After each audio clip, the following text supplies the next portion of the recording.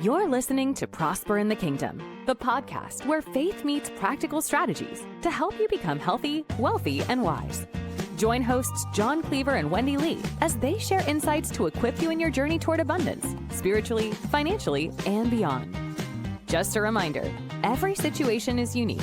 The content of this podcast is for educational purposes only and should not be taken as specific financial or medical advice.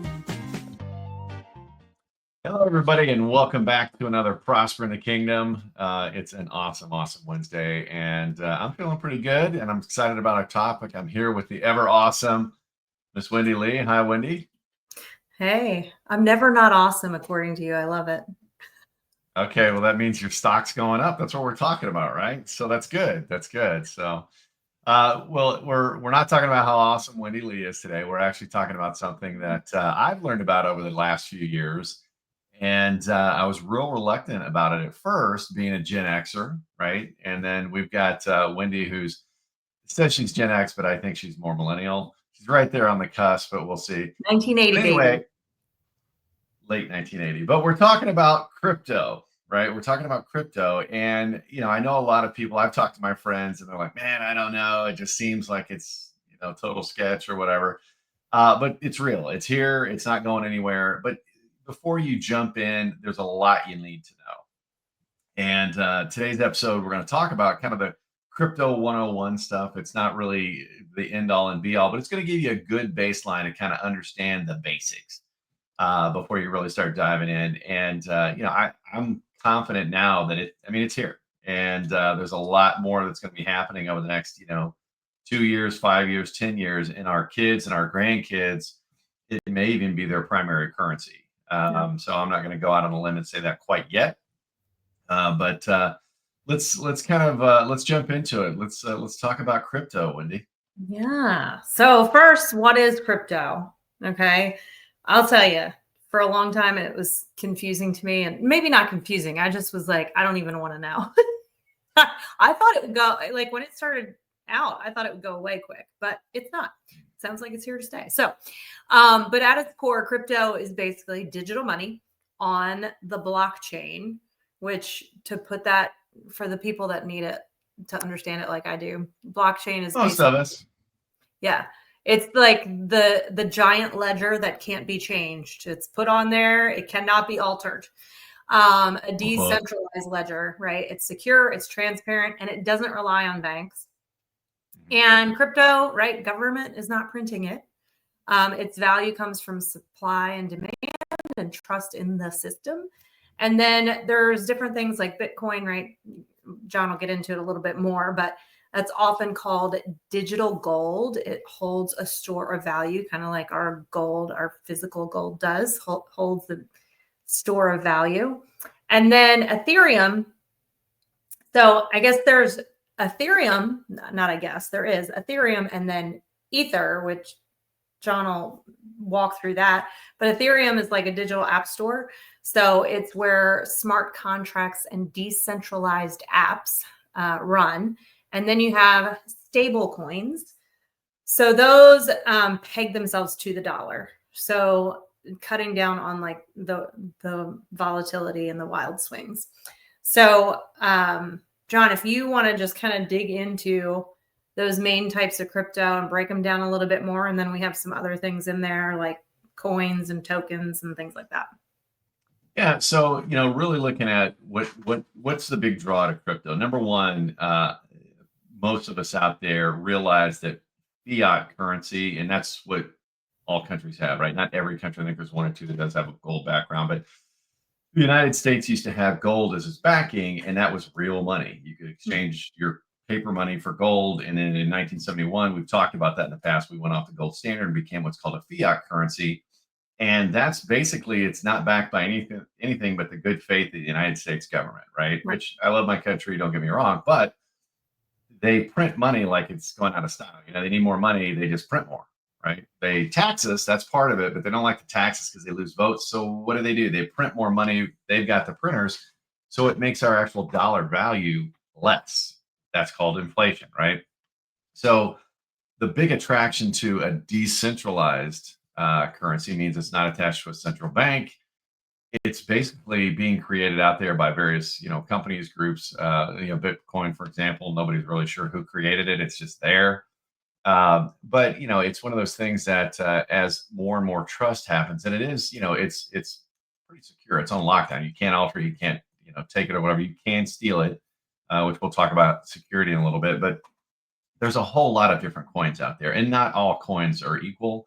And a lot of people can get tripped up and say, "Oh, I saw this on TikTok. I'm going to buy this coin, and hopefully it's going to go up." So, what are the types of crypto? Well, like Wendy said, Bitcoin's kind of the standard, right? I that was my very first purchase was Bitcoin, and it was less than $1,000 when I bought some. I wish I would have held on to it, but I ended up. It was a test run, bought some, and it went up quite a bit and never hit that level before. And I'm like, okay, take the money and run. I still came out ahead. I'm so psyched about it, and it wasn't really to make money. It was more about to learn about crypto. And everybody used to call Bitcoin was like that's all everybody knew, right? So you've got Ethereum, which is the other kind of standard. Bitcoin is more like a store. Think of it like digital gold, right? As Wendy said, Ethereum, that's another one that a lot of people have heard of, and it's kind of an up and comer. So you think of it like Ethereum's this network, Ether, ETH, that's the coin, right? And apps, NFTs that are on the Ethereum network require Ether to run it. So think of like, Ether is the gas that runs the Ethereum network. Okay. And then you've got stable coins, and these are, stable coins are just that. They're stable. They're pegged to the US dollar. Okay. And they use those for, being able to park money or move money from point A to point B. They'll park it in a stable coin rather than convert it to a currency. And that way it's like everybody's got the US dollar through these stable coins. And then you've got the big ones, and the ones I'm excited about are what's called the transactional coins. Okay. And the transactional coins, and I'm sure there's some Bitcoin gurus out there that are like, oh my gosh, he's screwing this up. That's not what today's about. It's about the 101, right? And so what I want to do is I want to encourage you to kind of get plugged into the crypto world a little bit. And this is a good place to start. Do your homework, obviously. But transactional coins, the big one right now, there's two that a lot of people are talking about, XRP and an XLM. What that is, it's good for transferring money from point A to point B. And I'm not talking, okay, I'm gonna Venmo Wendy some money. I'm not talking about like that, but I've got a large sum of money I need to transfer to my uncle that lives in Germany, for example. So I can't just, I could take some regular money, throw it in an envelope, and he's going to get it a while. Or I could use the current SWIFT system in the banks. A lot of, international fees. It takes a while for him to get the money. Or, what Ripple and XRP are building, it's instant, meaning I can purchase the XRP, transfer it to him, and he can turn around and turn it into, I think it's Deutschmarks. I don't know what they call the marks. Maybe I don't know, the German dollar. Yeah. So, at that point, you can convert it, and it's so there's a use to it, right? It's being used for transactions. Same thing with XLM, and there's some other ones out there. And then you've got utility tokens, and I love this analogy. And I'm like, okay, how do I explain the difference between a transaction token and a utility token? So transaction tokens can really be used anywhere, right? You don't have to be, it's almost like currency. If you've ever gone on a cruise and you've got the American dollar, you go to these certain ports. Oh yeah, we take US dollar, right? So it's kind of like that. That's a very simplistic explanation, but a good explanation for utility tokens are like arcade tokens. If Gen Xers can relate to that, meaning if I had I was in ABC arcade, right? I couldn't take that token that I would change my money and go over to Flynn's arcade, Tron fans, go to Flynn's arcade, right? And use that same token there. The machines wouldn't take it. Or I can't take my poker chip from Caesars and walk over to Stardust or, one of the other casinos and use it on those tables. You've got to cash it out, turn it to cash, and then buy their tokens. So that's what utility tokens are out, and there's several out there that are going up and going down. And then lastly, and this is what a lot of people get caught up in because you see a lot of it on TikTok, especially for newbies that are into the crypto world. I know I was, kind of, oh man. And these are the meme coins. Okay. And we all know what a meme is, right? It's a joke. Okay. It's not to be taken seriously. It's kind of making fun of something. But a lot of these meme coins that are out there, and I'm talking Dogecoin, that's a big one that everybody knows about. Shibu, and then Pepe, that's another one. Those are kind of the top three known. Trump had a coin for a while. The Haktui girl, they came out with a coin for a while. And like, first of all, why would anybody buy that? But a bunch of people did, right? A bunch of people did. I think And people got in trouble for that too. I don't know. well, yeah, I think she's still dealing with that. And, I hope it works out for her because I honestly feel like she was, taken advantage of and somebody talked her into doing something. She didn't know what she was getting into. And then she kind of got left holding the bag. But, that'll shake out in court. But those are the meme coins. They're just like, hey, it's almost like monopoly money, right? Let's see if it goes up. And people make money on it. But it's very, all of these coins are unpredictable to some degree. Now, utility coins, things like that, those are a little more predictable. But it's a dangerous world. I tell people that are interested in it, crypto's fun, but you want to treat it kind of like Vegas, right? If you got a little bit of money set aside, you want to learn about it. There's no better way to get into it, but get into it for like 50, $100, right? And some of these coins don't even cost a penny, right? So they're like, 1,000th of a penny, but hey, at one point in time, Bitcoin was 1,000th of a penny, right? I think it started in 2009. And I think the very first transaction with Bitcoin, and correct me if I'm wrong in the comments, but somebody bought pizza with Bitcoin. So they paid for their pizza in Bitcoin. Now, right now, as we're filming this, Bitcoin's around $103,000 per coin. Crazy. So, the pizza company that took those, 15 coins or whatever Hopefully they held them.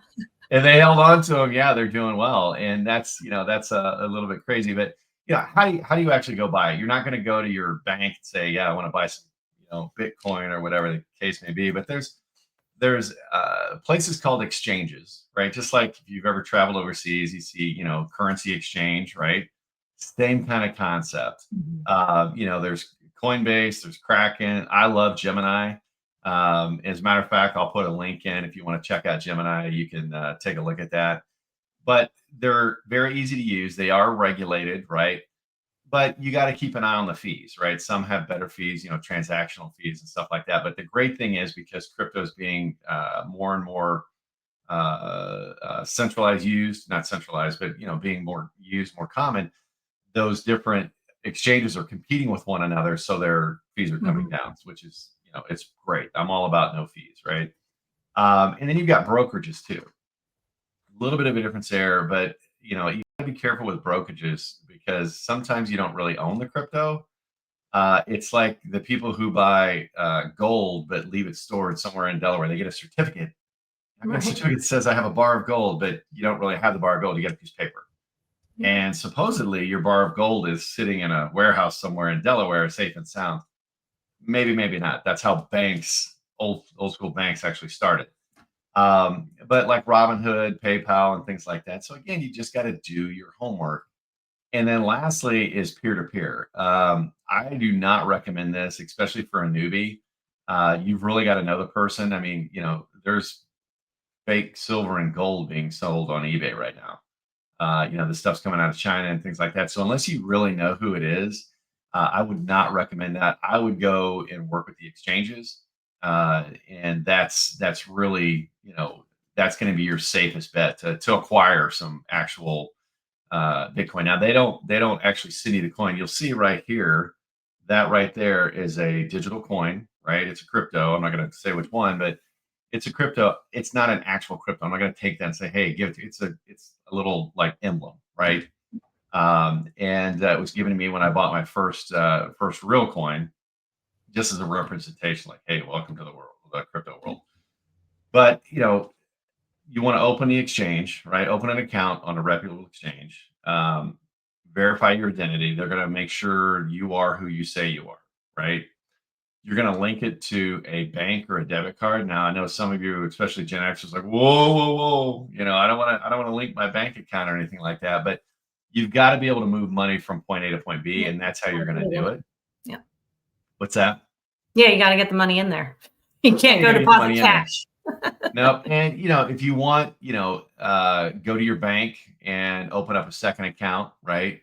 And get a debit card for that, and then just transfer money out of your main account into that account. That can be your crypto account. So I don't think this will happen, but I don't know what I don't know. If that ever gets hacked through your crypto exchange, then they're not going to have access to anything other than what you had in there already. So, but that's it. And start small. Start small. Like I said, don't go into it. Oh man, I heard this on TikTok. This guy seems legit.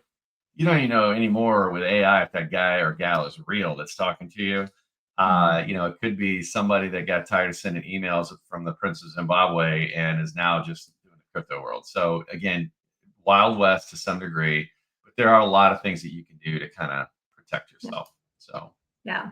So now I saw you got something in the mail a couple months ago, maybe. yep, But it yep, was, I guess, a cold wallet. So yep. next question, where do you store your crypto? Because I know for me, like I just have mine in Gemini. Like I don't really Mhm. do anything else. So explain the differences there. So, you've got hot wallets, right? So basically think of I go to the ATM, I pull out my cash. Well, I'm not going to walk around with my cash in my hand, right? Right. Right. I want to put it somewhere. Now, if you're transactional, meaning I'm really into it, I'm doing quasi day trading in crypto, you're probably going to leave it or a large portion of it in your exchange so you can move it back and forth, right? Mhm. So think of a hot wallet as though you're taking it out of the exchange and putting it in a safe spot, right? That only you have the key to. So there's a couple different things you can do. The hot wallet is still online. So you're taking it and you're storing it virtually in the cloud somewhere. So if one of the exchanges were to get hacked or something like that, and an account was cleaned out, they're not going to access that, right?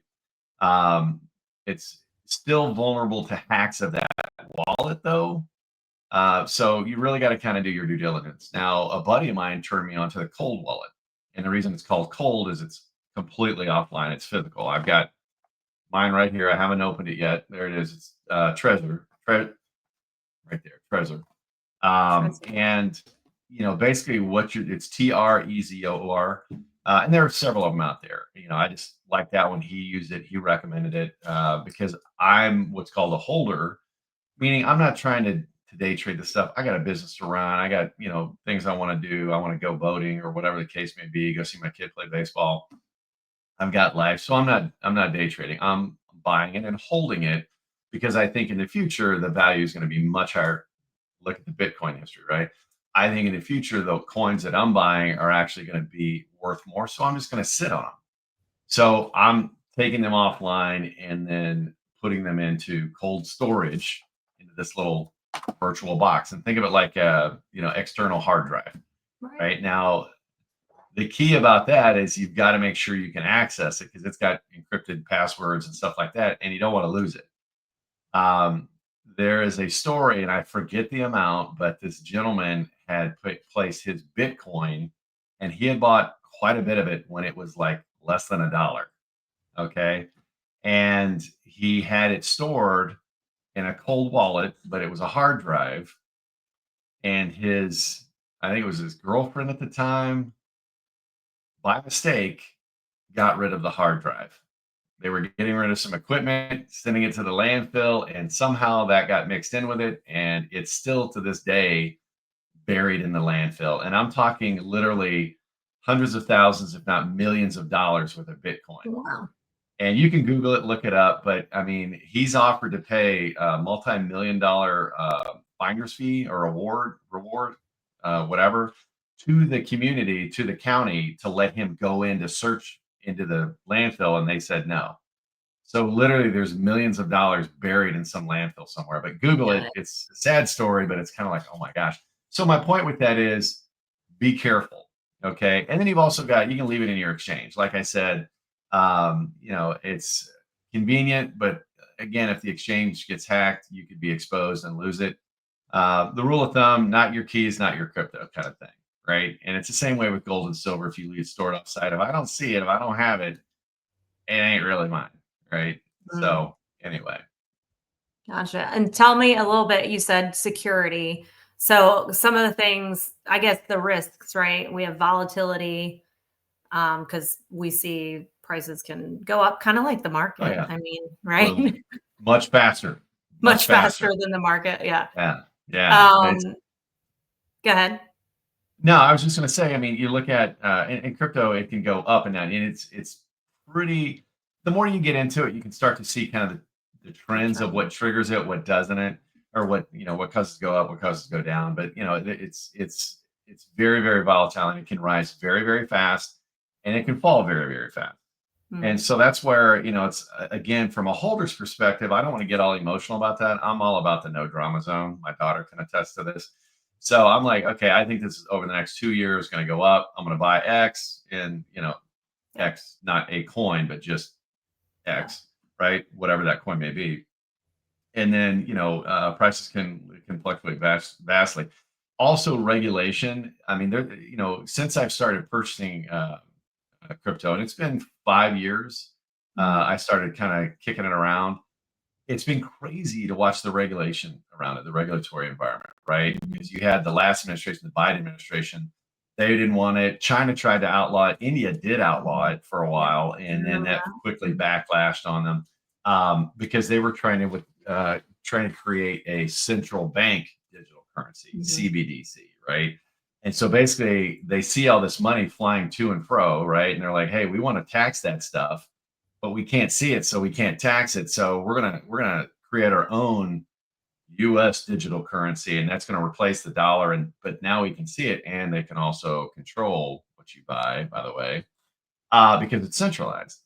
And so, with the Trump administration, he's come in and done a complete 180 with the U.S., really wanting to make the United States the digital currency capital of the world, and which is exciting, right? It's exciting because I honestly I believe now, and it's funny because my very first conversation, I had somebody ask me about crypto, and it was a young Gen Z, and I'm like, I don't know anything much about it, but to me it seems like monopoly money.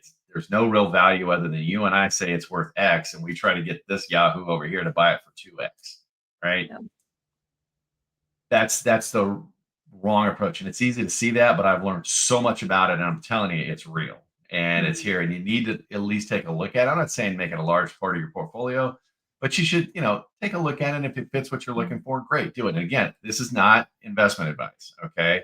This is just me saying I love creating multiple streams of income. I love creating multiple sources of wealth. This is something that I think is worth a look at if it's what you want. And then obviously taxes. That's a big one. The United States a couple of years ago came out on the 1040 form asking if you had crypto, and that was the only question. If you lied on that question, you were going to jail because they want to know. And now the crypto exchanges are, you got to identify yourself, give your social security number, stuff. So they figured out a way to tax it in order for that environment to grow. They kind of had to play ball with the governments and things like that. But it's something that you've got to be careful. There were people that when crypto first started catching on, there were crypto credit cards, not to earn crypto because those are out now, but you can actually use your crypto like a debit card. And everybody was swiping, buying the pizzas. Well, that's a taxable event when you do it. So it's like, tax. You're not so you just gotta be paying careful. sales tax. You're paying, No, you're paying income tax. So it's like, okay, if my 401k had a card attached to it, I could start spending it on my 401k. Well, you got to pay taxes on that if it's pre-tax, right? Yeah. And then, you've got to look at the scam and hype and stuff like that. There's people out there that'll, for 10%, I'll show you that. Do your homework, folks. Use the trusted exchanges, use the regulated environment. If you get some rando text, don't go for it. If you get some rando, person reaching out to you about their investment strategy on, I forget some of the things that are out there, but again, go with reputable companies. Okay. Don't try to get rich quick.